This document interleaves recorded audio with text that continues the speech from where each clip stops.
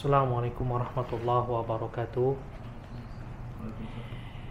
Alhamdulillah. Wassalatu wassalamu ala rasulillah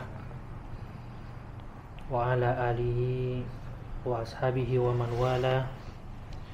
Wala hawla wala quwata illa billah. Amma ba'du. Pemirsa, semoga dimuliakan Allah Subhanahu wa taala, para jamaah yang hadir pada kajian sore hari ini. Kita kembali berbicara tentang muamalah. Tapi sebelum tarnya anak angkat telepon dulu, penting soalnya. Baik. Halo. Assalamualaikum. Ya, Kak. Lagi di air bunda, Kak. Ya. Kajian, ya.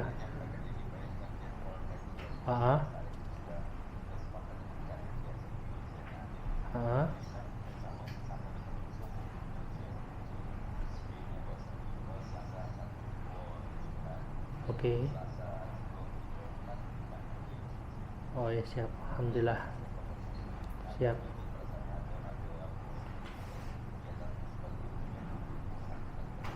Saling bergantian, Kak, ya. Udah sehat beliau berarti ya. Alhamdulillah. Ya, masih Kanda. Ya, siap.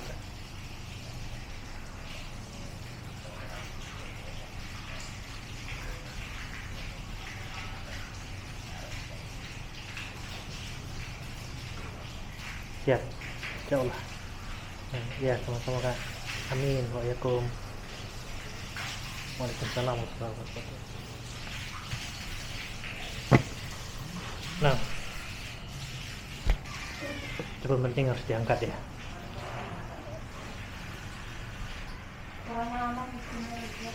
Kita berbicara kembali tentang masalah muamalah. Sebuah kata yang kita insya Allah banyak bersinggungan dengannya. Sebuah kata yang setiap hari umat Islam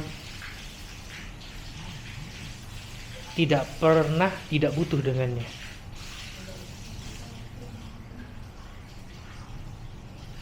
Tidak akan lurus dunia seseorang dan tidak akan selamat agama seseorang ketika dia tidak melakukan yang namanya muamalah.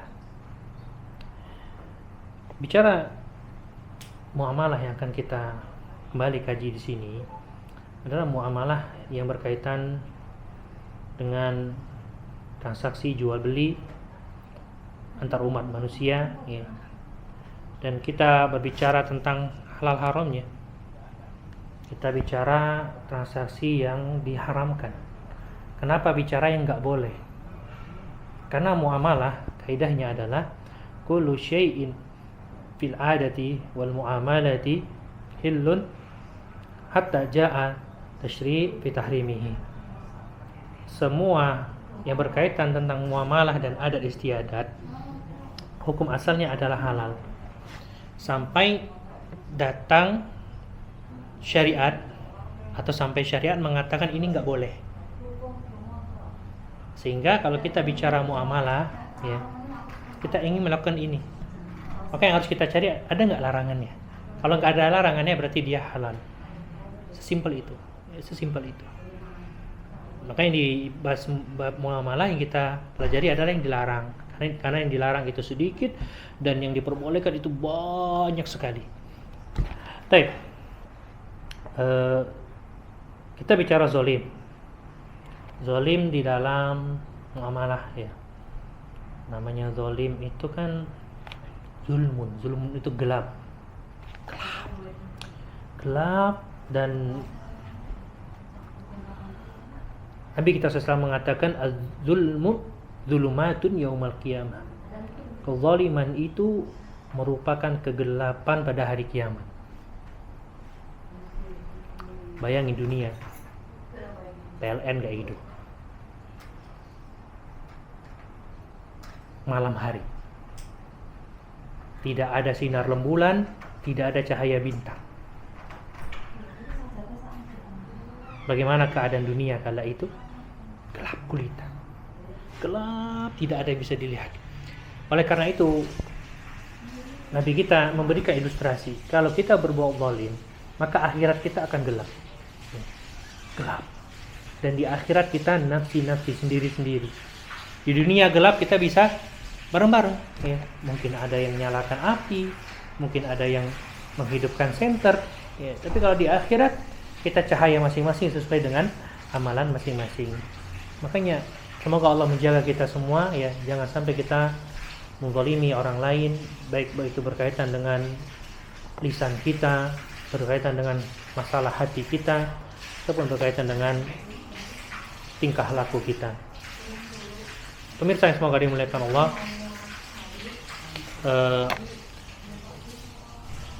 pembahasan kezaliman dalam muamalah, ya, ini merupakan satu dari 3 hal yang menyebabkan muamalah itu menjadi haram. Riba, gharar sudah kita bahas. Kezaliman sejatinya sudah kita bahas juga. Jadi 3 hal ini yang menyebabkan transaksi itu menjadi haram. Adanya bentuk riba, atau adanya bentuk gharar, ketidakjelasan, atau adanya bentuk kezaliman. Oleh karena itu, ya, kezaliman dalam muamalah itu contohnya bermacam-macam. Ya, tapi intinya satu, zalim. Kita sudah pernah bahas di sini ternyata tentang menimbun barang, ya, kemudian melakukan penipuan, melakukan pembodohan, kemudian melakukan hal-hal yang merugikan orang lain, ya, baik penjual ataupun pembelinya, semua yang dilarang. Nah, sekarang kita bicara sebuah teori, ya, dari perkataan Imam Ibnul Qayyim rahimahullah. Beliau pernah ditanya tentang bagaimana cara taubat dari harta haram. Semisal orang menjual minuman keras, ya. Apakah setelah dia taubat dari hal tersebut, itu uang transaksinya harus dikembalikan? Nah, kata Imam Ibnul Qayyim, ya fala yajuzu an yajma'a lahu bainal 'iwadi wal mu'awwad. Beliau mengatakan dengan tegas tidak dikembalikan. Kenapa? Tidak boleh digabungkan antara iwad dan mu'awwad, ya. Harga dengan barang itu nggak boleh digabungkan. Kedua hal ini harus berada di posisi yang berbeda. Nah, maksudnya apa di sini?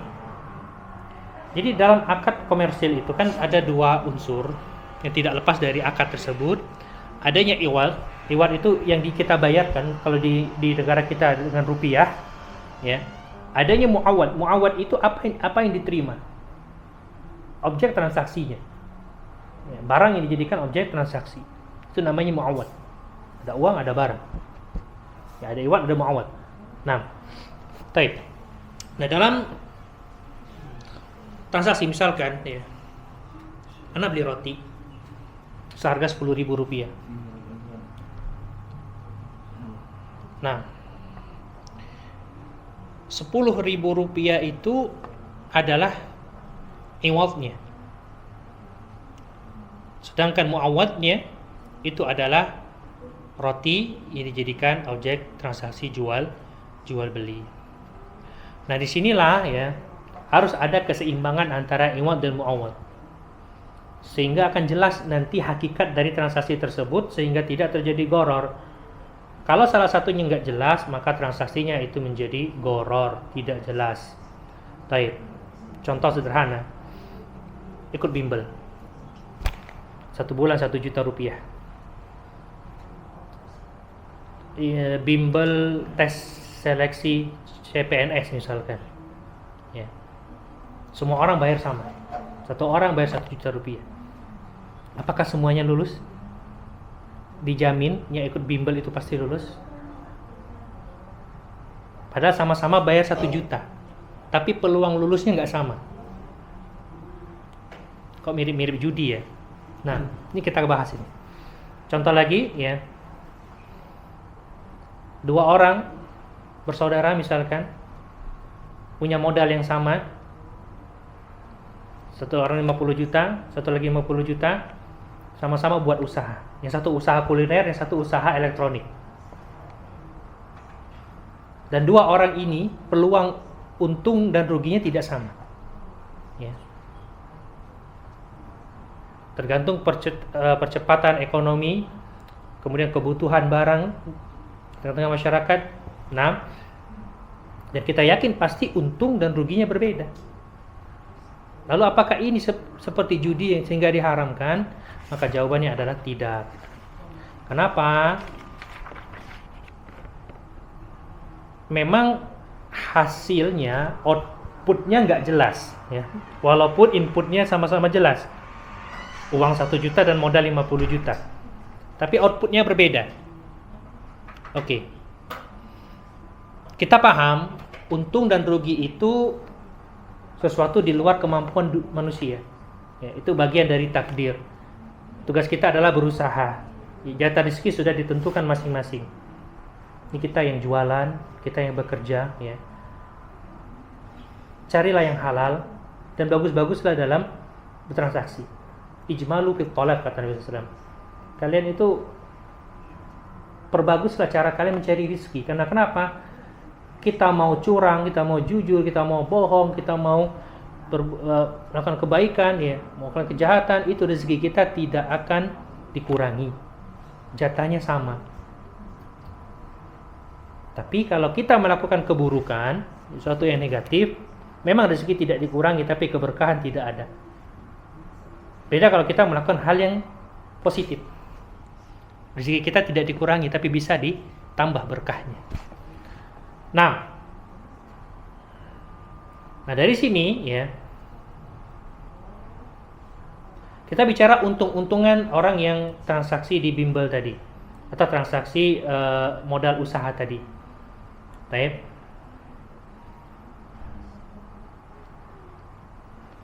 Yang dijadikan tolak ukur antara iwad dan muawadnya adalah jasa atau barang fasilitas usaha tersebut.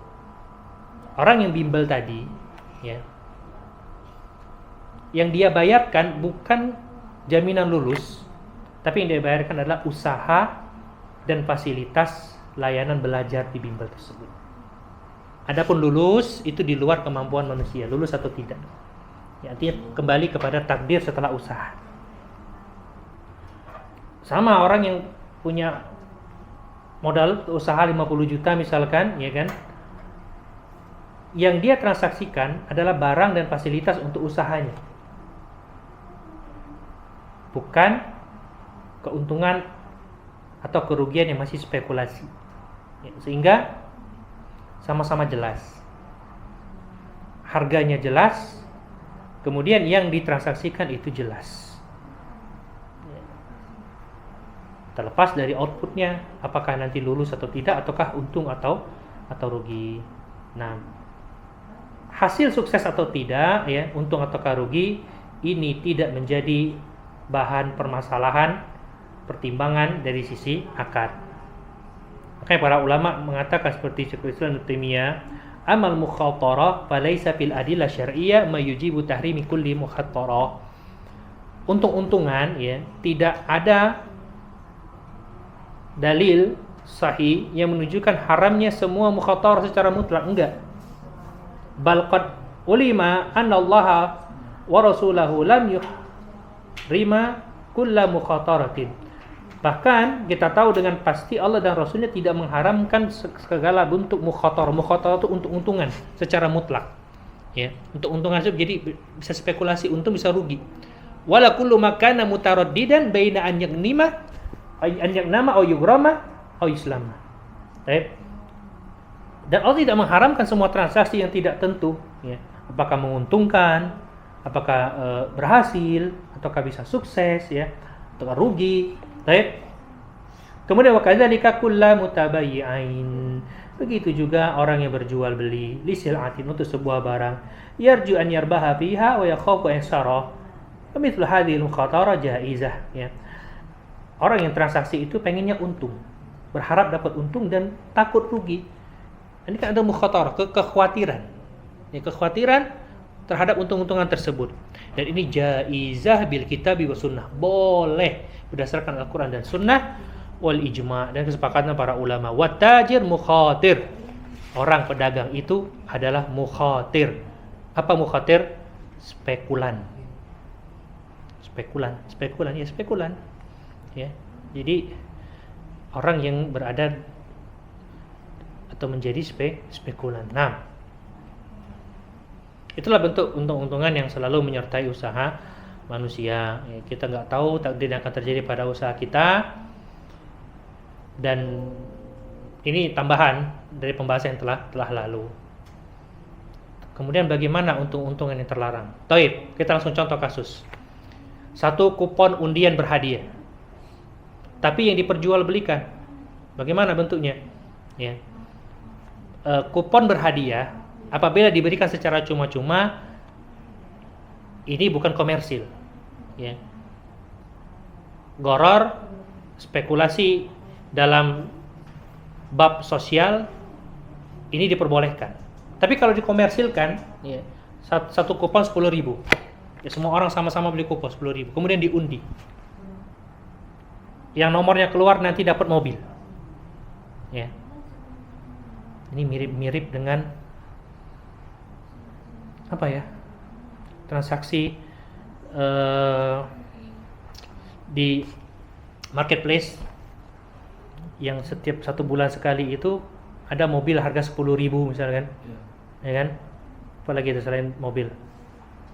HP mahal, iPhone seharga 10.000, ya, semua orang beli, mengeluarkan uang yang sama, tapi yang dapat cuma satu orang. Nah, ini sama seperti ini dilarang, nggak boleh. Oke, jangan terlalu nafsu.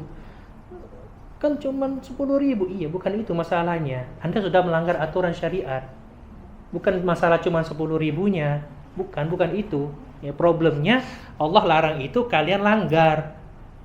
Di situ masalah kita tuh di situ. Baik. Karena setiap orang yang beli kupon itu, ya, apakah peluangnya sama? Jawabannya tidak. Baik. Kalau bicara peluang untuk menang ya sama, cuman hasil akhirnya hanya satu pemenang.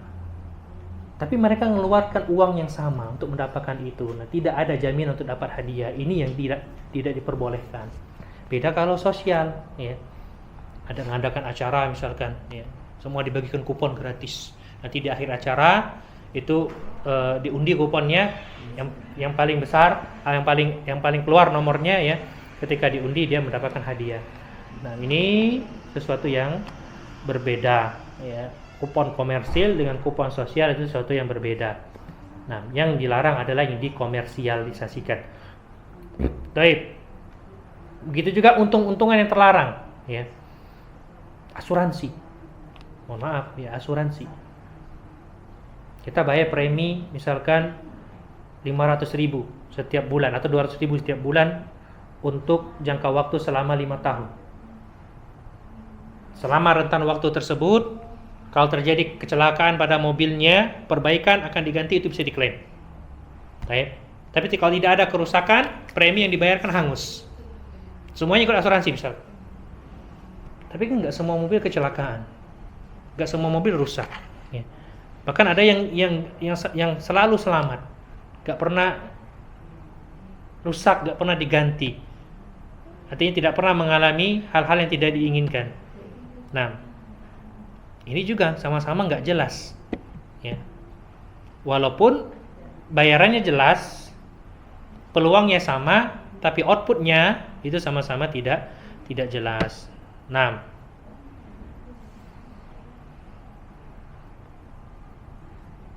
peluang rusaknya sama, namun hasilnya berbeda. Ada mobil yang sering kecelakaan, ada yang jarang kecelakaan, ada yang nggak pernah kecelakaan sama sekali, sehingga tidak pernah mendapatkan klaim. Ya.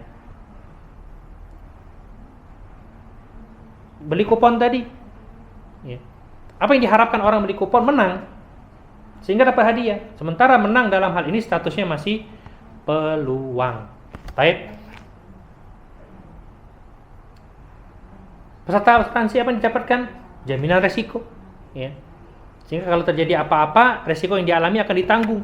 Sementara jaminan resiko ini tidak jelas karena manusia tidak tahu ke depannya bagaimana. Sehingga ya, uang yang dibeli atau untuk membayar kupon atau membayar premi asuransi tadi itu untuk membayar sesuatu yang tidak jelas, yaitu peluang menang atau jaminan resiko yang masih belum jelas. Nah, contoh ini dilarang, seperti ini dilarang. Baik, kita tuntaskan ya. Yang terakhir, MLM. Baik. Apa itu MLM ya? Musyawarah Linggau Muratara, bukan.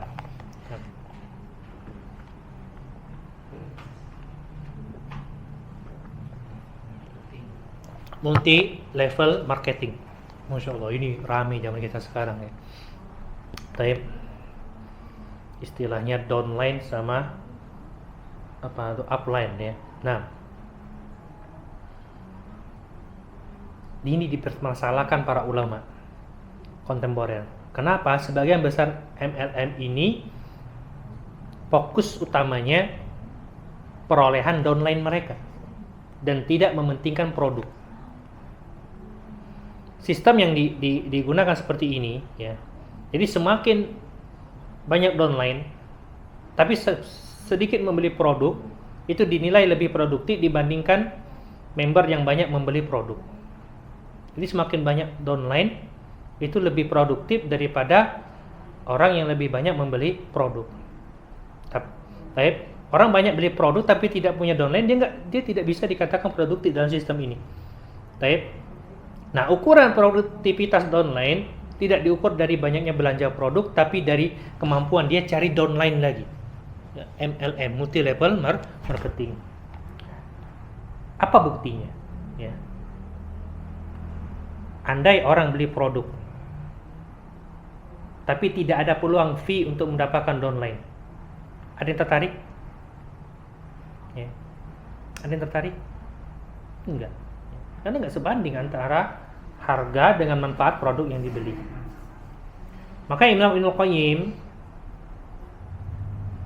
beliau menjelaskan kaidah al-qusud fil uqud mu'tabarah. Niat dalam akad itu diperhitungkan.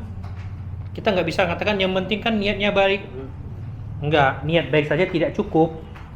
Ya. Caranya juga harus baik.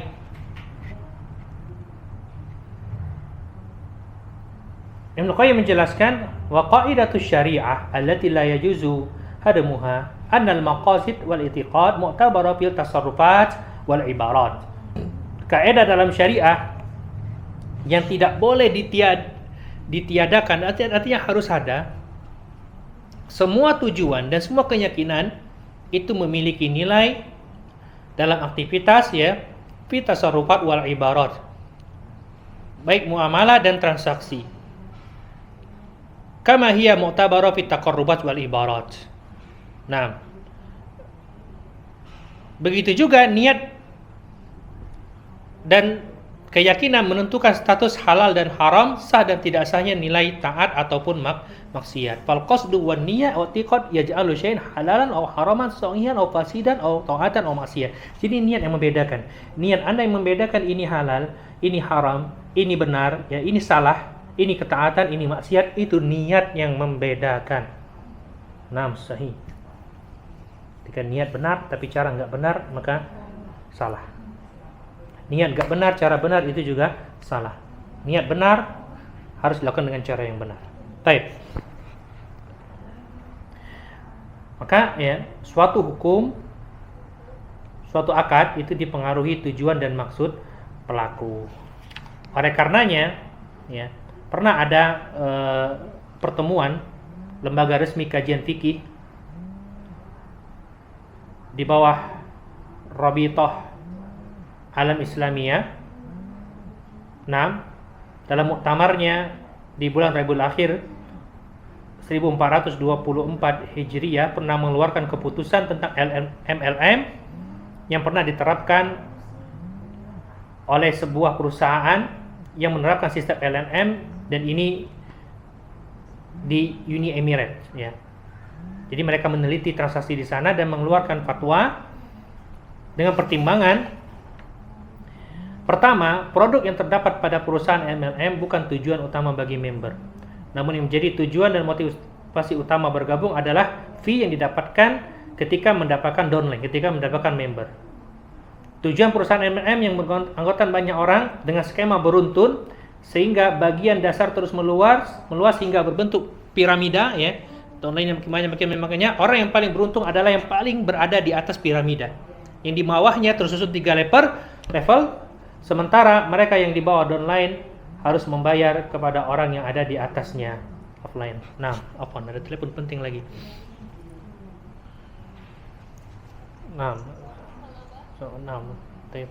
Gimana? Oh iya.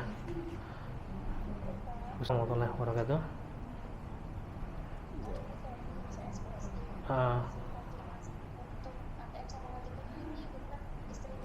Ya, itu istri saya benar. Ya. Ya betul. Ya, siap. Ya, sama-sama. Assalamualaikum warahmatullahi wabarakatuh. Baik.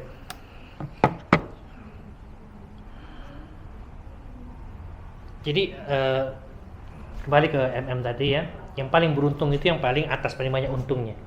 Sementara yang di bawah itu hasilnya, jadi payahnya itu digunakan untuk membayar orang-orang yang berada di atasnya, yaitu offline. Maka mereka menyimpulkan ya, Muktamar tadi menyimpulkan produk yang dijual itu hanya kamuflase agar bisa diterima untuk mendapatkan legalitas secara undang-undang. Mengingat banyak undang-undang di berbagai negara di dunia yang melarang sistem MLM yang mengharuskan member untuk membayar ketika pendaftaran tanpa ada fasilitas dan produk yang digunakan. Ini yang pertama. Yang kedua, ya, member tidak akan bisa mendapatkan fee kecuali jika dia memiliki 3 downline di bawahnya. Sehingga 3 tingkat yang paling bawah adalah sistem piramida yang akan selalu berspekulasi. Ini resiko ruginya ada di yang paling bawah, di akar rumputnya.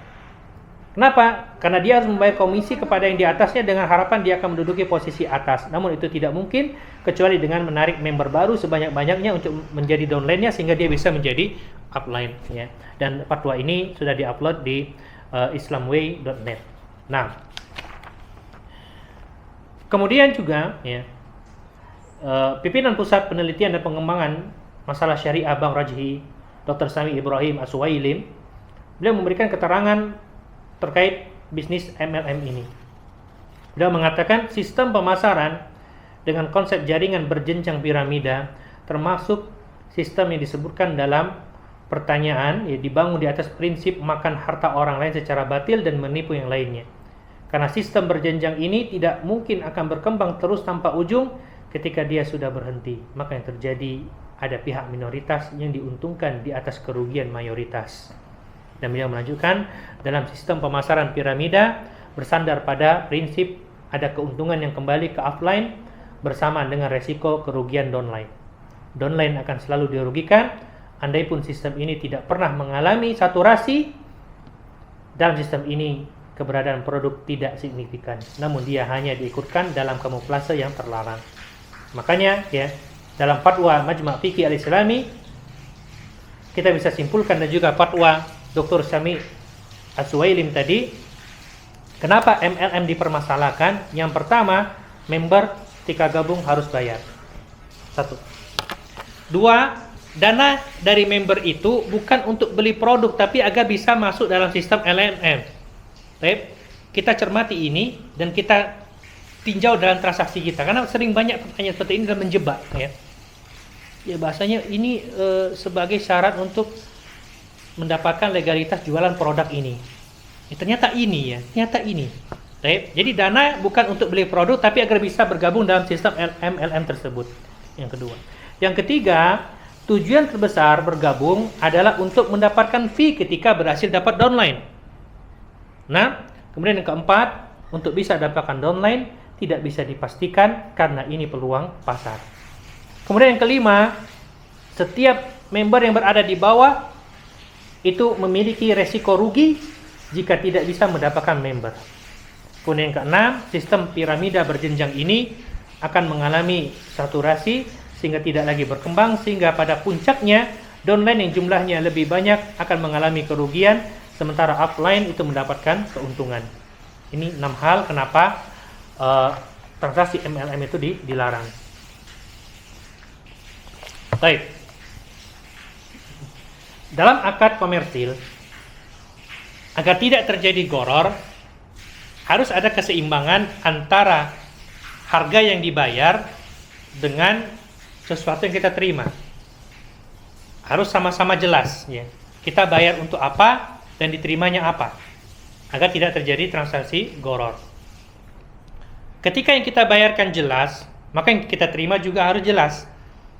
Tapi ketika dalam transaksi yang kita bayarkan jelas, sementara yang kita terima tidak jelas, ada peluang terjadi atau tidak, maka hukumnya adalah goror yang diharamkan, yang dilarang oleh baginda Nabi SAW.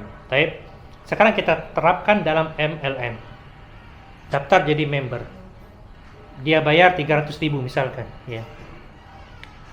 Dan dia mendapat 2 hal, produk, tapi ini bukan tujuan utamanya, dan peluang dapat fee dengan mencari member baru. Tujuan utamanya itu, fee dengan mencari member baru. Baik. Jadi produk bukan tujuan. 6. Tujuannya adalah apa? Peluang mendapatkan downline. Artinya ketika jadi member, dia membayar sesuatu yang pasti dan dapat 2 hal. Apa 2 hal itu? Produk, ya, yang itu pasti tapi tidak terlalu diperhitungkan, dan peluang dapat downline, dan ini tujuan utama namun tidak pasti. Sehingga terjadi apa? Membayar sesuatu dan hanya dapat peluang, dan itulah goror yang dimaksud dalam transaksi MLM, ya, yang mempengaruhi terhadap keabsahan akad itu sendiri, ya. Jadi kita timbang dengan transaksi kita ketika diajak orang bisnis, harus bayar dulu, kira-kira ini skemanya mirip seperti MLM yang difatwakan para ulama kontemporer ataukah tidak. Nah, ya, apa maksudnya bayar itu? Ketika ingin memasarkan suatu produk, kita harus bayar, ya. Bayar untuk jadi member. Berarti nanti kalau kita cari member lagi bayar lagi. Berarti semakin banyak member, semakin banyak fee yang kita dapatkan. Nah, sedangkan produk yang didapatkan dari bayaran tersebut, ya, itu bukan tujuan utama. Yang penting bisa mencari downline lagi. Itulah tujuan utamanya. Inilah transaksi kamuflase, ya, yang ada pada MLM yang dilarang dalam undang-undang setiap negara sebenarnya. Nah, wallahu a'lam bishawab. Ya, selesai kita dari dasar-dasar muamalah dan beberapa studi kasusnya. Kita lanjutkan pertemuan yang akan datang. Belum tahu apa yang akan kita bahas, ya, tapi kita lihat nanti. Mungkin pekan depan kita berbicara tentang Ramadan atau yang lainnya, ya, tapi semoga Allah mudahkan kita terus istiqomah dalam kebaikan apapun itu dan dimanapun itu dan siapapun itu, dan yang benar dari Allah Subhanahu Wa Taala. Kalau ada kekeliruan dan kesalahan, kami dengan senang hati untuk dikoreksi, ya, dan diperbaiki. Semoga Allah Subhanahu Wa Taala memaafkan kesalahan kita semua. Kesalahan itu milik manusia dan kesempurnaan itu milik Allah Subhanahu Wa Taala. Wabillahi taufiq wal hidayah. Assalamualaikum warahmatullahi wabarakatuh. Subhanallah.